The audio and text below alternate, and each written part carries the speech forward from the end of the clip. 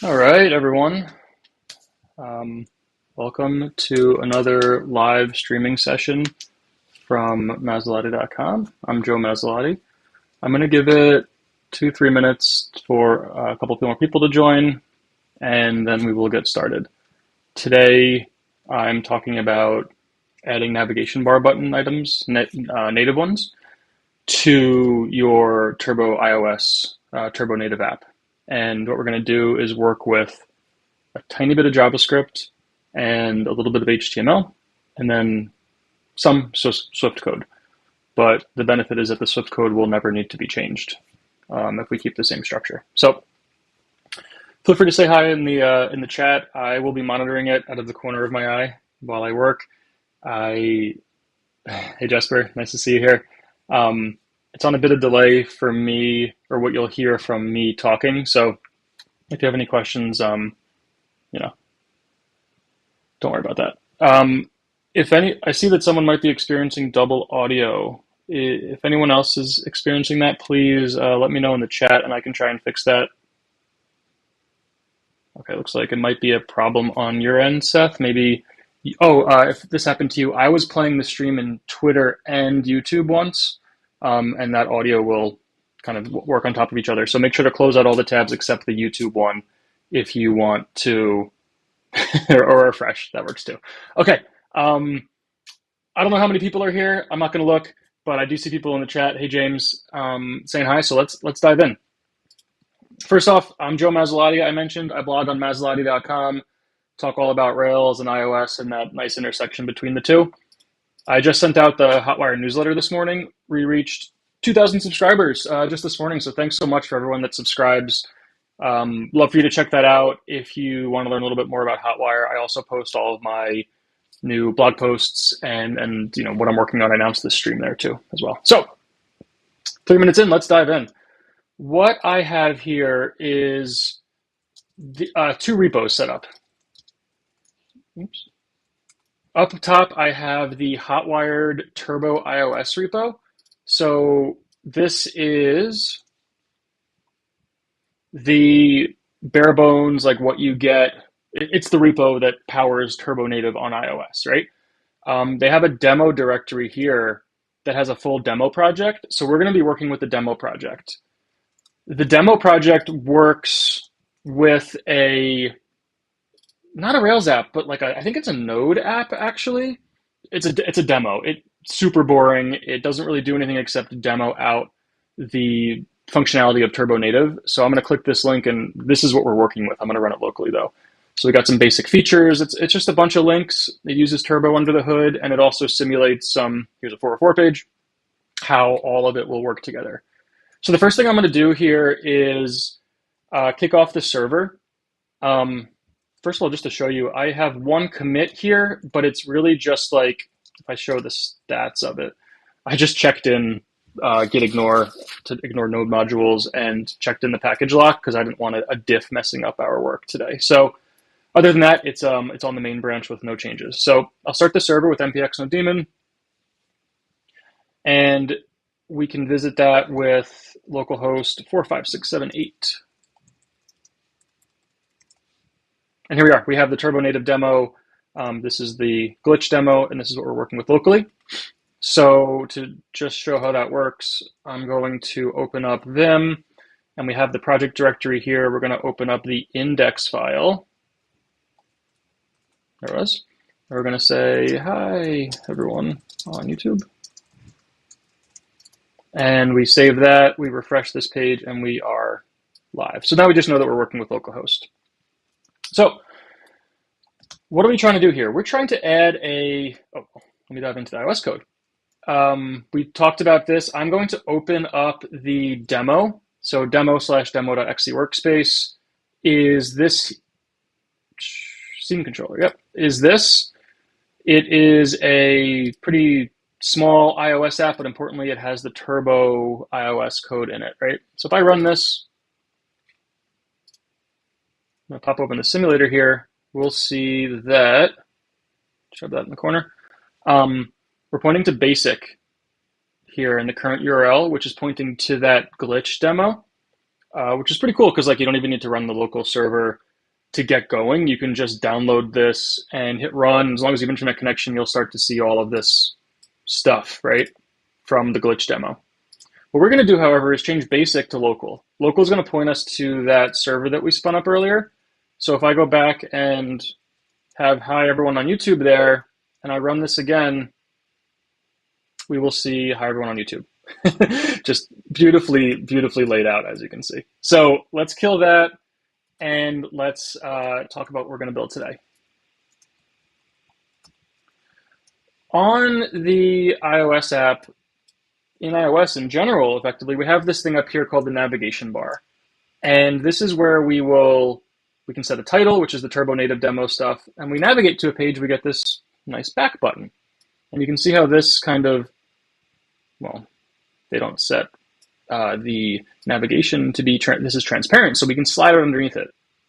But what we're going to do is we're going to add a native button right over here to link the user directly to sign in. So normally you would have to like intercept unauthorized access. You get the sign in screen. You say, hey, I'm Joe. Now we're signed in. And we get this up here. We're going to build a button that works right there that goes right to sign in. So we can skip all of that. Something that's pretty important, I think, for native apps and a really good example to show. So how do we do that? The first step is that we want to make sure we can communicate from the Rails app to the iOS app. And the best way to do that after a network request has been made is through JavaScript. So what we're going to do here is we're going to open the scene controller, which is kind of like the big object. This controls 90-ish% maybe of what the code is running in the demo, right? We're going to scroll all the way, we're going to scroll to where we create the session. So we have something called sessions, and we go to session, and we call this function called make session. This is a lazy variable for those that don't really know Swift that well. Essentially, it assigns this session local variable on this object, the scene controller, by calling this function, which is right beneath us here. So just a way of lazy initializing it, memoizing it in other terms, that when we call session the first time, it will then be created. So we'll never create a modal session, one from a pop-up, until we actually have a pop-up, which is really nice. So the first thing that we're going to do here is implement I have some notes on the side so I don't get too lost here, is on the configuration, we're going to add a user content controller, right? And we're going to say self, and we're going to call it native app. This tells iOS tells that error message is correct, that essentially we want to be listening in for JavaScript messages.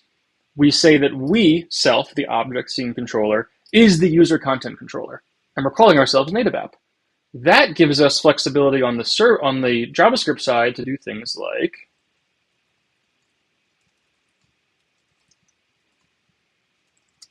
say hi to ourselves. We'll get into that demo in a second. But what's this error message? Argument type scene controller does not conform to expected type. So to be a user content controller, you need to conform to the WK script message handler protocol. Thank you, Xcode, for autocomplete. We're just going to do fix. And you'll see that added nothing. Come on, Xcode. Where did it add? It didn't add the code at all. Oh, it added up here. Cool. So what it did, you can see here the blue line is the diff. It extended scene controller to conform to that and added this method. I'm going to pull it out into its own little helper, an extension of a extend the scene controller to be W script message handler, and we're going to implement the user content, this method here. So instead of putting it right here at the top, we're just going to put it at the bottom as an extension. It's a nice way to keep our code organized and know that all of the code that was related to JavaScript messages will happen right here. So if we build now, Command B, we'll see that build succeeded. Just want to make sure I can, cool. So this method gets called every time the iOS app receives a JavaScript message. It's the JavaScript bridge, as I like to call it. It will call this function and say who the user content controller was, which is us, and also tell us the message. The message is what is encoding our JavaScript stuff.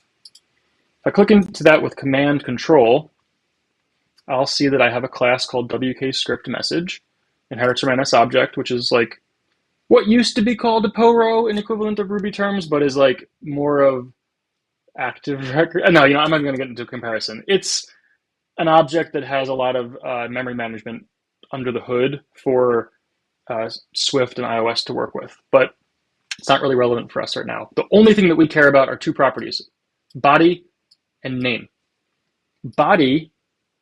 Name is the name of the message handler to which the message was sent. Remember when we registered ourselves right here as native app? Every time we post a script message, it's going to say that the name is native app. That gives us the flexibility to add different script handlers when we get more complex code. We're not going to dive into that now. What we really want to care about is body. Body is of type any. What the hell is any? It can be anything. You see here that it could be a number, it could be a string, it could be a date, an array, a dictionary, or just nothing at all. What we're going to do is use a dictionary, though, which is a hash in Ruby, because we're going to want to send more than one property at a time. We're not just going to want to send one string or one number. We're going to want to send a whole, smorgasbord of properties that the iOS app can deal with. But the iOS app with Swift, with static typing, can't assume that because it could be anything. So it's going to just be type any, and we're going to cast it under the hood. So over here, back in our scene controller, down at the bottom of the file, we have this method. What we're going to do here is print out the message name and then print out the message body. And when we run this, we'll start to see logs, stuff come up down here when we actually send messages to this. So how do we send messages to a web view embedded in an iOS app while running on our machine? Safari. Safari, if you go to develop, let's slide this over a bit, develop, and then simulator, hover over localhost, you see that we highlighted this. This is pretty similar to web development like you normally would do in Rails, but we're connecting to the simulator because it's on the same machine. I hit localhost, and boom, I now have a web inspector for the simulator web view that's embedded. Really, really powerful stuff. It works just the same as you would deal with for web JavaScript development. And we also have a console. So it's all the way down at the bottom here, which is annoying. I don't think I can make it bigger. Lovely. So what we're going to do here is send a message to the iOS app and try to see it in the logs. So we have window.webkit.messagehandlers.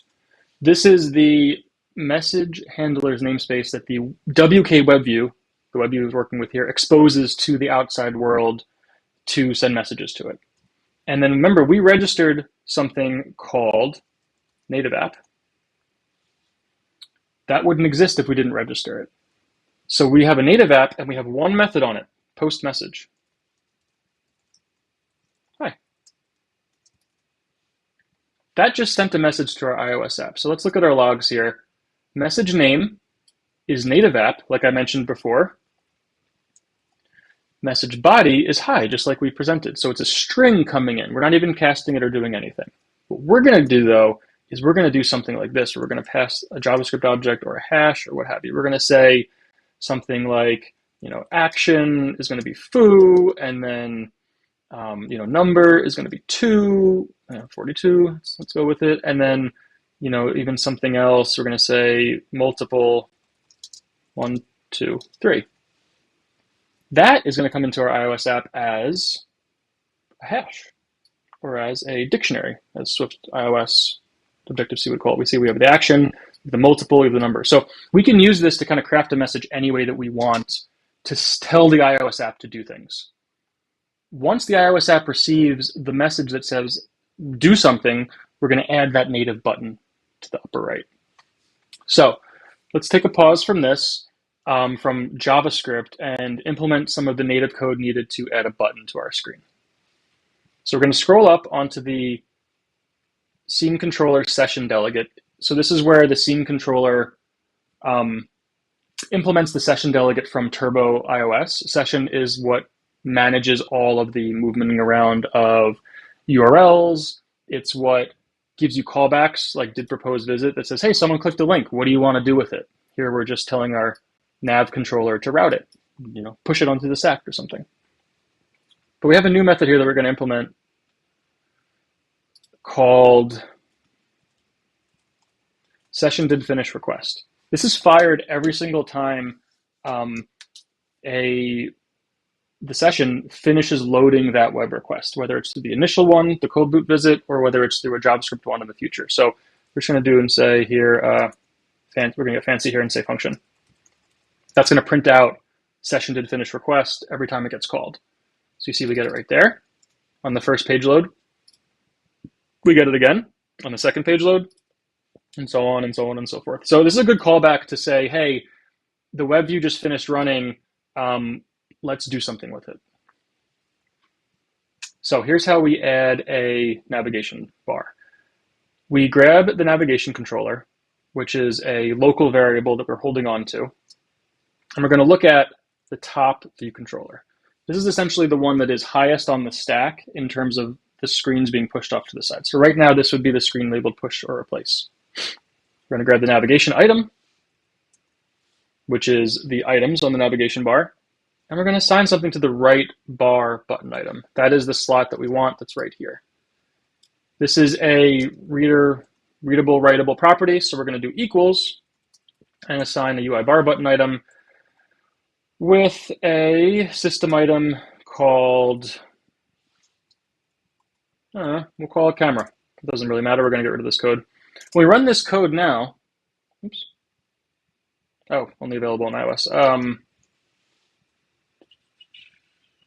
Let me do title.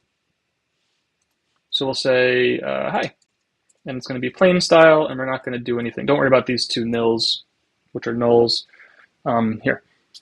But you'll see now that we have a little button that says hi, and we can click it, and it does nothing because we haven't wired it up at all. So let's wire that up to just log something out. So we're going to create a new function. We're going to call it say hi.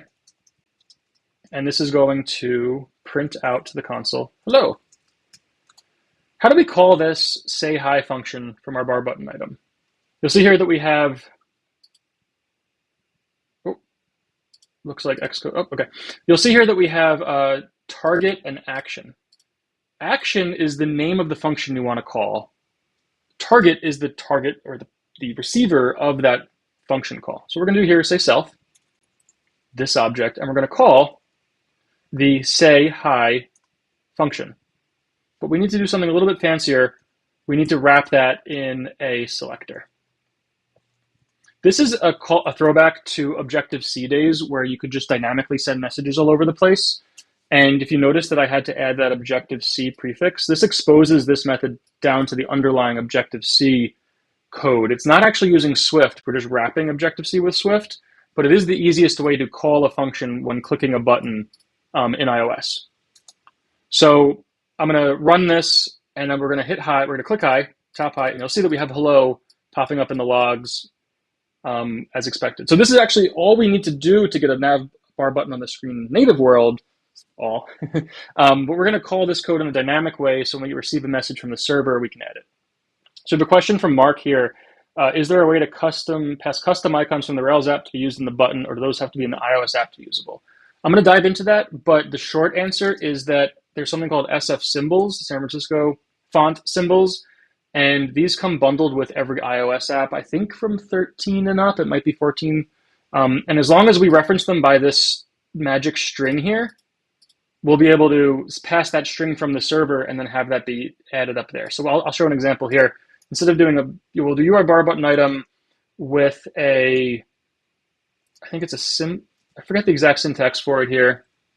It's not system item. Well, you know what? Off to Google. UI bar button item SF symbols.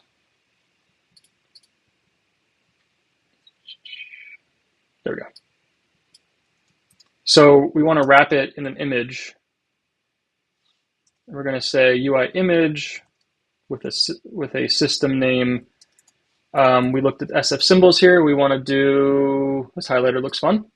So we're going to copy the name of highlighter. I'm going to put it in here, highlighter, plain, self, selector, say hi. And we run this, we'll see that we have that highlighter button as the button icon. So that's really cool because we only needed to pass down a string over the wire. So we can pass this string from the Rails app to build out an image if we really wanted to. It's a really good technique to create very dynamic style forms, and SF symbols, not system preferences, FF symbols is 1,000 or something. I mean, I'm 3,316 symbols. Like, you have a lot of options. You can find a lot in here. It's not the Noun project, but they're all like Apple certified, so they're all pretty high quality.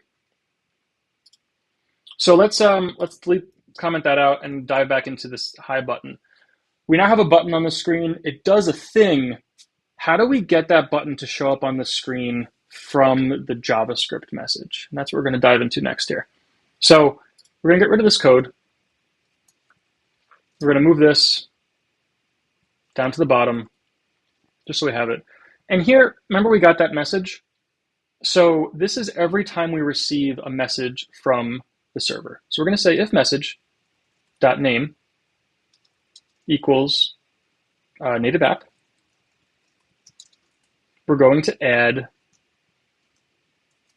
just want to grab the code so I don't have to copy, I don't have to write it twice.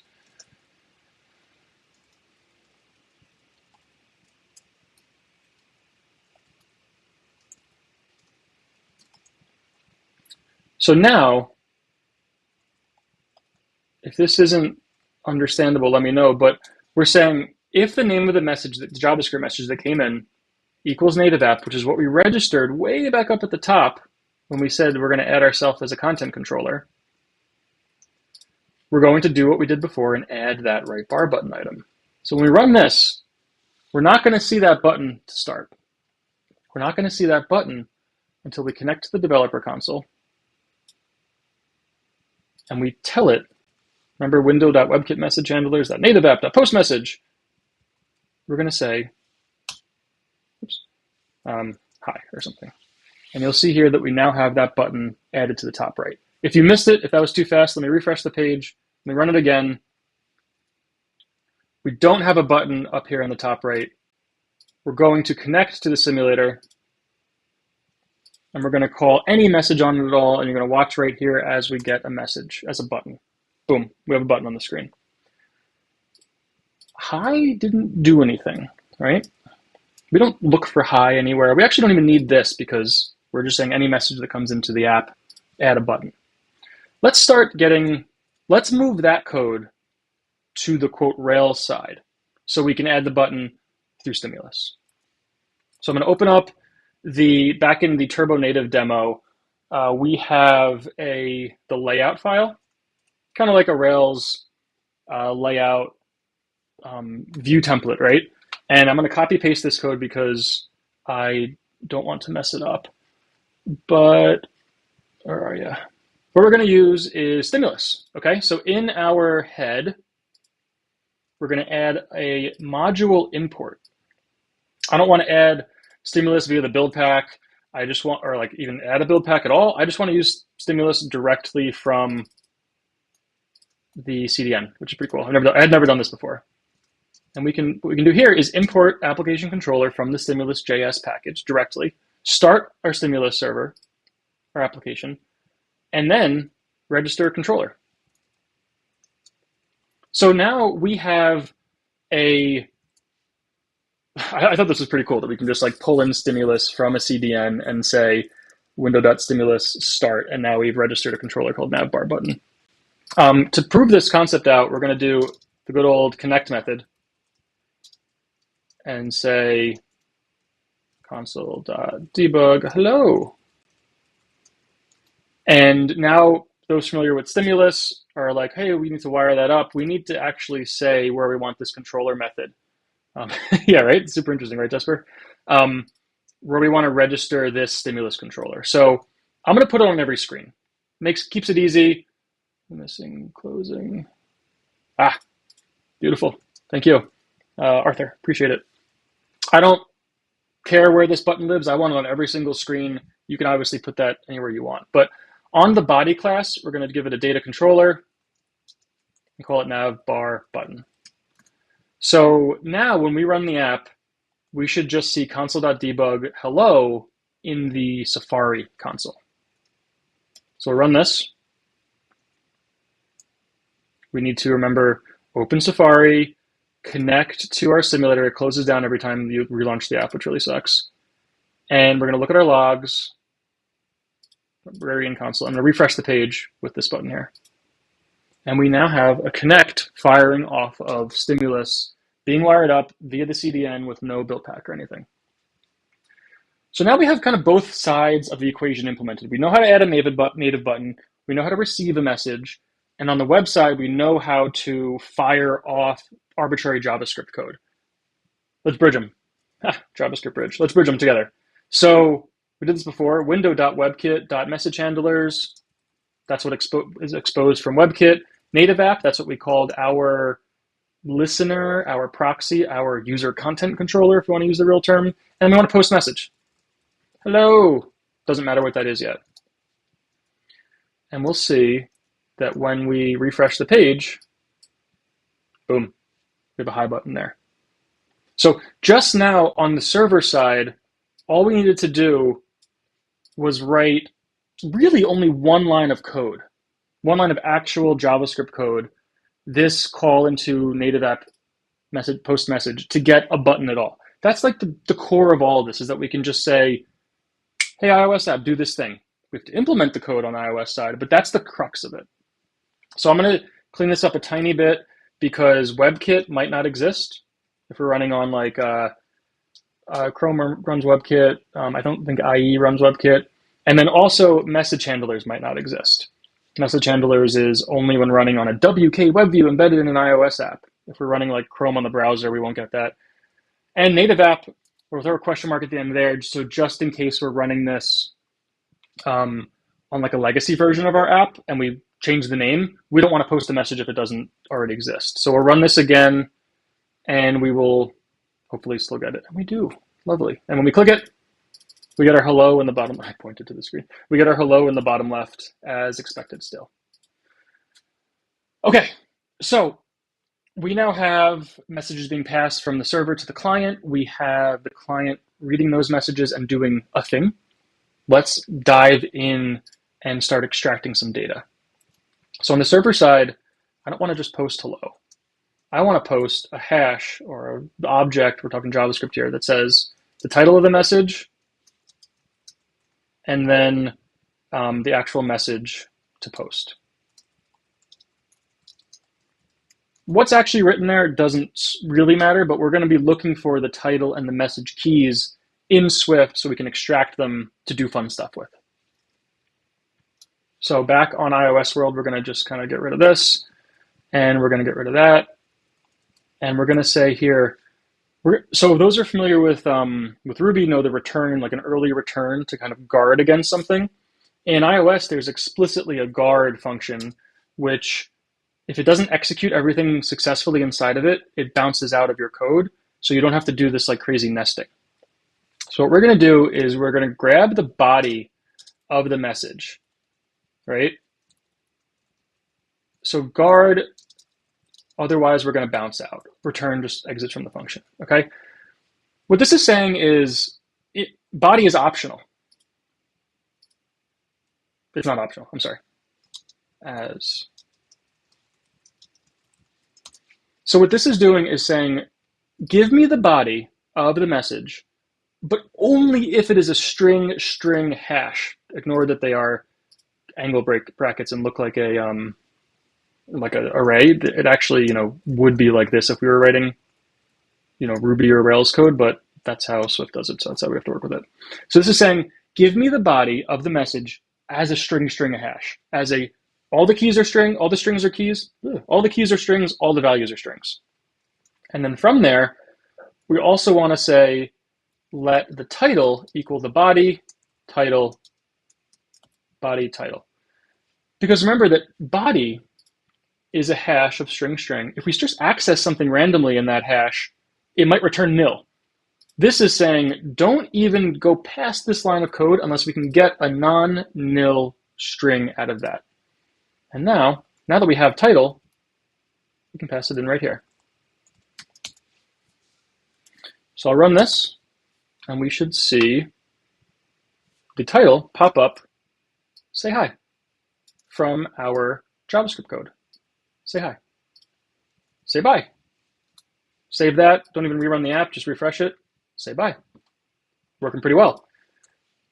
Let's dive into this really quick, though, because I can understand how this can be a little weird. Why didn't we just say let title equal message.body title? Right? That's how we do it in Ruby. Well, first of all, remember we talked about how body is any? We don't know that it's a hash. We can't access it like this. It's, remember, Swift is strongly typed, so we can't just be like, give me that, subscript, because it could be anything. Okay, no problem. So let's say we do let body equal message.body as string. We softly cast it. You can't softly cast it. We could aggressively cast it, force unwrap it as a string, which means that if it is not a string hash, we will crash the app, which doesn't sound like a very good user experience. But that is an option if we didn't want to have the guard statement. And then we could grab the title here, grabbing it from the body, not the message body. And we could do that. UI bar button item is, I think this is an optional. See, we have a question mark here. So even though title here is optional, it's okay. But it's a little wonky, and it means that we might end up in a situation where we don't have a title. So like if we did, if this was here, let's drop. Right, we comment out title, and I run this code. We're gonna get a button, but it doesn't have a title, so we can't click it. But we can if we click just the right spot. You can see hello popping up down on the bottom. That feels worse, like a worse experience than just not showing a button at all, which would be what happens if we get rid of this and do a guard statement. So if I run this now, there's no button. I'm clicking a lot if you can't hear it. Like, we never even got to this code. We returned because this didn't exist. That's just a little deep dive into how shallow dive into how guard works. So we now have this message, right? And the message is supposed to say, hello, Joe. I want to change this string to hello, Joe, from pulling it out of the body of the message. So do the same thing, right? We'll extract that message. One of the weird things about Swift here is that we can't pass a variable to this helper. We can only call a function. This function can't take any parameters. I mean, it can, but we won't be able to have access to them. So we need to do a little bit of a trick here where we're going to set the property on the class itself, on the object itself, on the scene controller, and then down here, we're going to print it out. So message doesn't exist yet, right? Because we didn't add it. So we're going to scroll all the way up to the top. So this is the line 65 is the actual class itself, not an extension. And we're going to do a little mark here just for documentation purposes. Hey, Ben, thanks for dropping by. I appreciate it. We're going to add a mark here, just like it makes it really nice when you're digging through this. So the mark creates the title, and the line, the dash, creates the little line above it. Really good way to organize code when you have a big class. We're going to call this JavaScript bridge. And we're going to define a property, a private var message, and it's going to be an optional string because it's going to start out as nil because it's as a class, not a struct. So I'm going to start out nil, and we're going to set that property right here, self.message equals message, and then we're going to print it out. So you see where you have a warning that's like, hey, I don't know what to do with an optional string.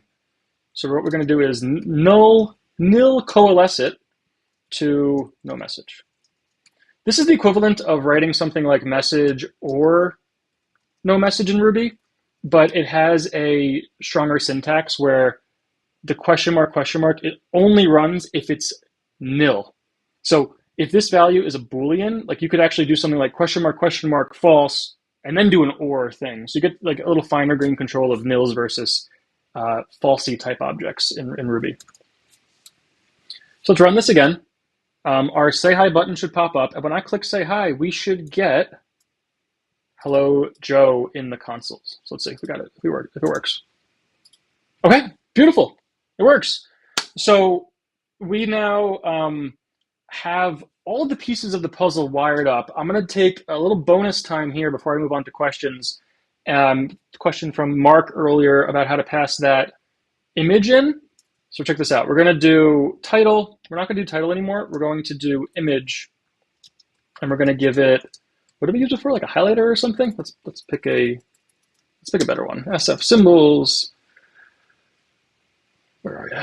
Let's do, is there someone waving? Nice. Figured out, let's do hand wave. So we'll copy the name, paste that in there to hand.wave. It'll say hello Joe. And now we are extracting the image, not the title, right? So we're going to extract here, we're going to let title, we're going to extract image. It's still a string. It's not an image yet. We're going to pass that to the UI bar button item.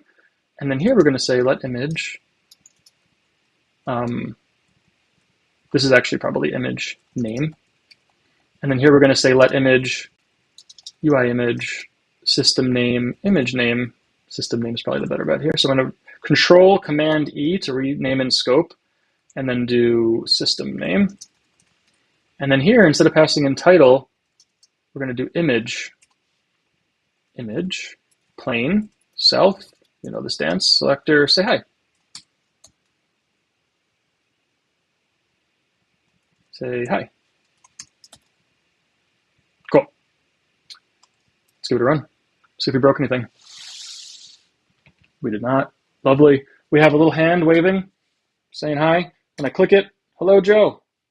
So that is how you would pass down a dynamic image using SF symbols from your Rails app.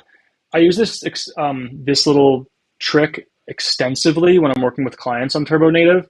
Also, the Jumpstart Pro template has all those sweet like native tabs across the bottom. We're using SF symbols for every single one of those, and it's a very similar technique, but with a little bit more error handling involved to extract those out and get them working. So I really love this. Don't usually work with emojis. They just look really weird in iOS context, a little less than the web. So SF symbols is a great way to start. The only downside, is that if you ever go to Android, there's not really an equivalent to Android just yet. So you'll need to package each and every one of your images into the binary of the app or download them over a remote server, because you can't use SF symbols on anything but an Apple device. I don't even think you can use them on the web. I'd love to hear, correct me if I'm wrong in the comments, but I'm pretty sure they're reserved to iOS and iPad and macOS devices only. Anyway, I live in an iOS world, so it works for me. Cool. So let me just check my notes and see if I missed anything in terms of, wow, dove through it. Look at that. In 40 minutes, I taught you how to add a native bar button item to your Turbo Native app that is configured dynamically on the web. If we wanted to take this one step further, why don't we do something a little bit more interesting with that button? Instead of just console logging, why don't we visit an actual page? Remember I talked about this is supposed to be for sign-in? Let's do that. Let's change our symbol to like a key. Is there like a lock or a key or something? Doesn't really. Let's do lock.open. I don't know if that's the right symbol, but we'll try that. And now instead of passing a message, I'm going to pass a path. And path is going to be sign in. And I know that that's the path because if I look at the server.js, you can see that we have a get request to /signin, which responds with the sign in template. This is, I think it's Node or Express. I don't know how this works, but I can at least read this line of code that shows that that's the route that posts to sign in. So we have an image, we have a path. So we need to extract this path now in our iOS app. So we have system name, we have message. Let's now extract, same trick here, path. We're also going to now rename our instance variable to call it path. And I'm also going to rename this say hi function. Oops. I'm going to rename the say hi function, same method, to say visit. So now that we have a path, we want to actually visit it on our navigation controller via turbo and all that good stuff. So we're going to do the fancy guard trick. We're going to say let path equals path, else return. So notice here that I have a red path and a gray path. The red path is the instance variable. If I control command click into it, you'll see it's the private variable we defined up here. If I go back to the bottom, this path is the local instance variable. So really nice how Xcode will define those for you. You'll see here we also have an instance variable called body on message. It's red, right? If we have a path, we want to visit it on our navigation controller. But we need to push a URL. A URL is not the same as a path. So we need a way to build out a URL. And that's luckily fairly trivial with us because in our demo.swift project, we already have a reference to our root URL. Struct demo static var current.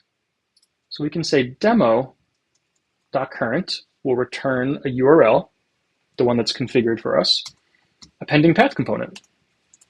It's going to build out a URL for us that says, I want to sign it somewhere.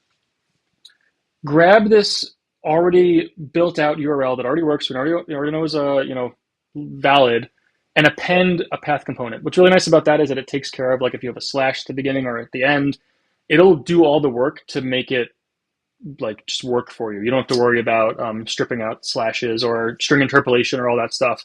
So, and this is a non-optional URL, which is even nicer. So you don't have to worry about doing any massaging. So here we are. We hit run. We have an unlock button up in the top right. I'm going to click it. What it should do is open up the sign-in screen. There we have it. Just a few more lines of code. We were able to make a dynamic button do something that is actually useful to our app, which is route a screen. And by routing that screen, there's some code in the navigation controller that does stuff, but it's routing it all through Turbo. So any of the existing path configuration that you have set up, any custom properties, any custom routes, rules, will all get applied there because you're going through as if someone had clicked that link. Very powerful stuff. It's really nice to have this abstracted out for us from the in the Turbo navigation controller in the demo project. Okay, 45 minutes. That leaves a good 15 minutes for questions. Before I dive into those, I'm just going to do a quick plug. Again, I blog on Maserati.com all about Rails, Ruby on Rails, iOS, Turbo Native. I have a ton of articles on Turbo Native and how to get started. This 6-part series is a really good place to start on just like how to build everything that we're talking about. Not what we talked about today. That's actually new and coming soon. So you get a little sneak preview. And then I also have a newsletter on Hotwire, which went out this morning to 2,000 developers, and really excited about that. So if you're looking to get started with Turbo Native and don't want to kind of want a little bit of a template to get started, I also worked with Chris Oliver on the Jumpstart Rails iOS template. I talk about this a lot because it is the culmination of 5 years of me building out native apps or Turbo Native apps for clients. Jumpstartrails.com, click iOS.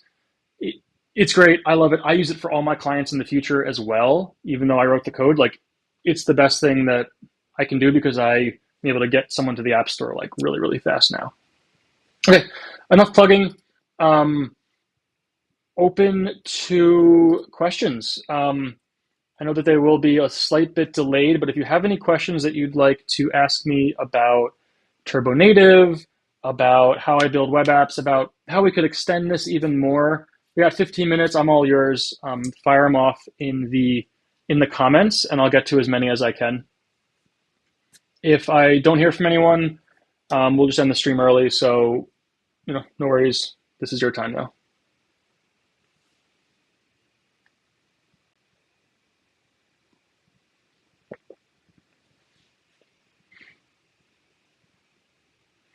I think I can see. Oh, cool. 14, yeah, that's really awesome. I think that's what that means at least. So just give it a few more seconds. If anyone has any questions about Turbo Native, my blog, newsletter, how to build this out, what have you, I am all ears.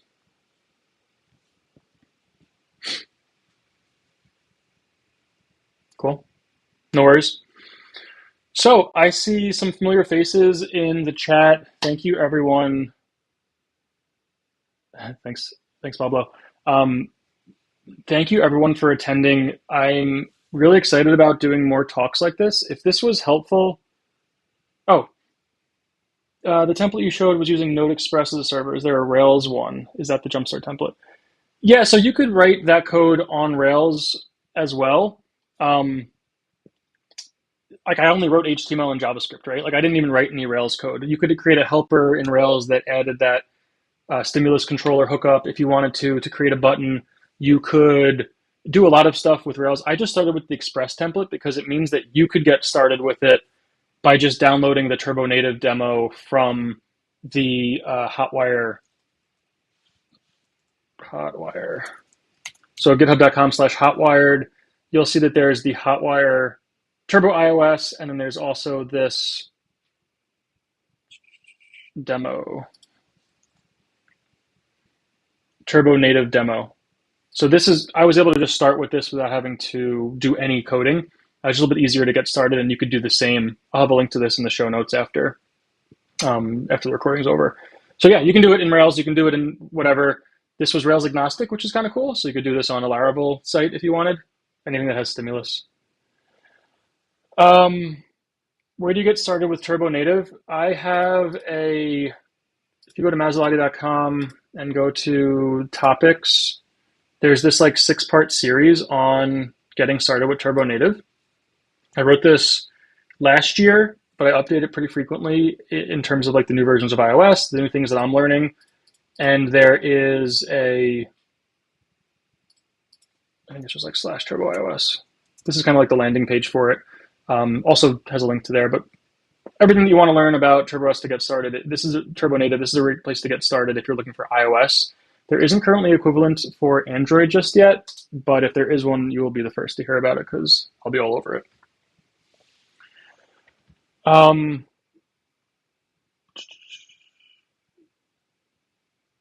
Just reading. Is this coming to Jumpstart? That is a great question.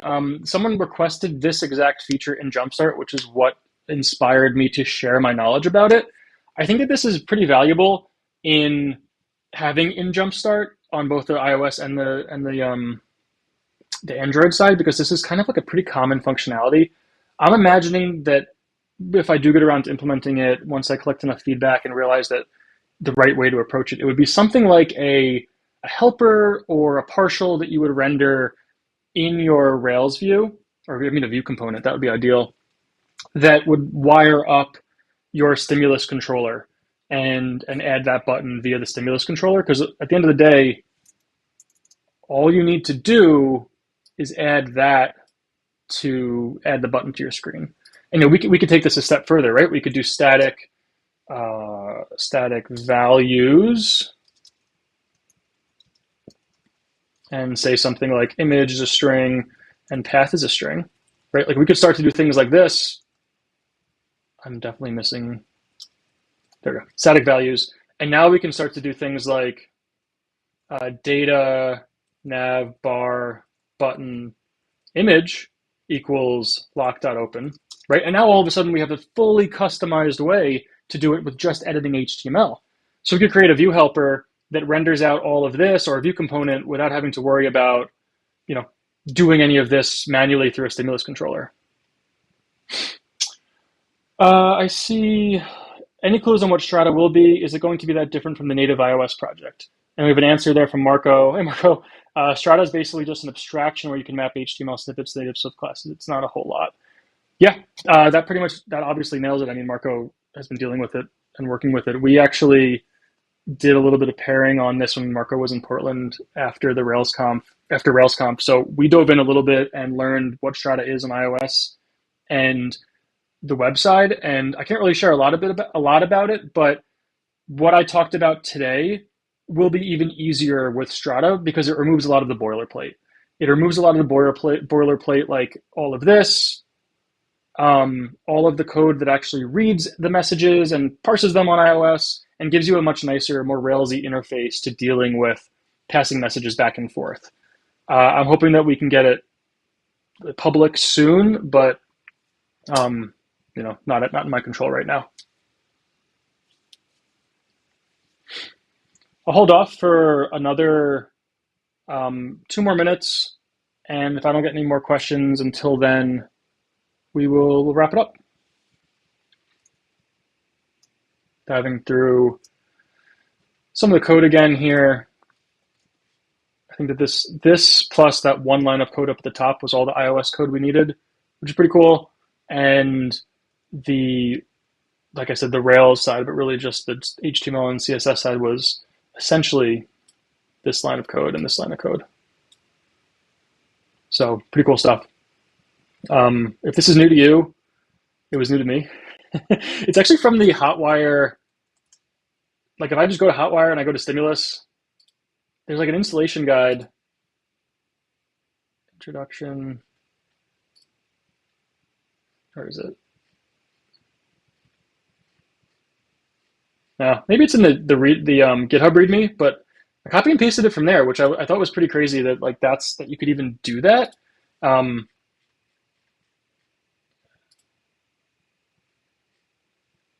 So there's Webpack, build systems. There we go, without a build system. So look, that probably looks pretty familiar, right? Copy and paste it from there, which is pretty great. What is native.css? Is that platform-specific styling helpers? Native? Ooh, I don't know. I've never seen that. Native.css. This exists in the public directory. It does some things for native. Let's try and find it.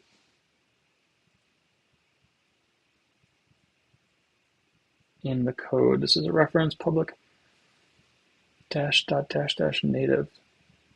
I don't know what dash dash. Oh, this is just this thing.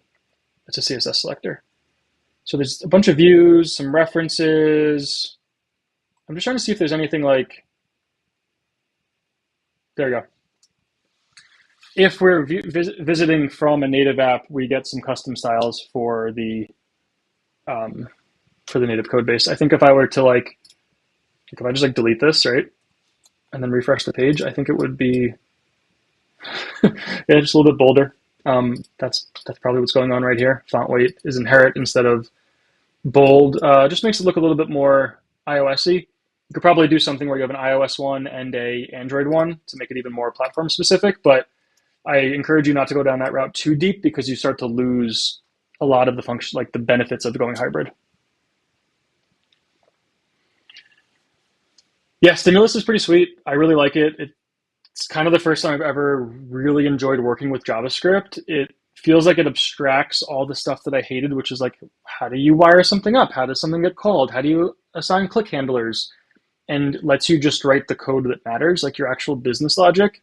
I really enjoy working with it, even though I'm not the biggest fan of JavaScript, but it has definitely made me appreciate all the things you can do in JavaScript a little bit more, like message handlers and stuff like that. I'm looking forward to seeing what's new as well. All right, folks. I will give you back 5 minutes of your day. Thank you again for everyone that came. I appreciate it. I really love that we can create this sort of dynamic back and forth on learning Turbo Native. If you have any questions about the talk, about my work, about what I do, how I could help your company, my email address is joe@mazzolati.com. It's plastered all over my website as well. Like I think it's just right on the homepage. Just click this button if you want to work together, or if you have any help or any questions. I'm hoping to run more of these in the future, diving into these specific topics that are really good for like an hour bite-sized type stuff. I'm not really a big fan of like polished videos. I like these more because they are more organic and feel more real. If you feel the same way and you enjoyed this, let me know. Send me a DM on Twitter. Tell me in the comments, because I'm not going to do them if people don't love them at all. And if you like them, let's keep doing more because I really enjoy it. So thank you again for everyone. I will see you next time. Hoping to do one of these a month, maybe. We'll see. But yeah, if not, I'll see you on Twitter and enjoy